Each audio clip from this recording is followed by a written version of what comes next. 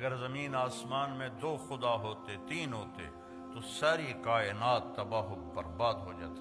وَلَعَلَىٰ بَعْضُهُمْ عَلَىٰ بَعْضٍ، بعض سے لڑتے، جیسے دنیا میں لڑ رہے ہیں تو ایسے ہی وہ خدا بھی لڑتے اور زمین آسمان کا نظام درہم برہم ہو جاتا۔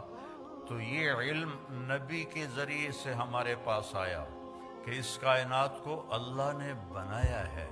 مجھے کس نے بنایا ہے؟ میرے لیے ضلع ملتان کیوں منتخب کیا ہے؟ میرے لیے راجپوت فیملی کیوں منتخب کی ہے؟ کوئی چوائس نہیں میری، یہ میرے اللہ کی چوائس ہے۔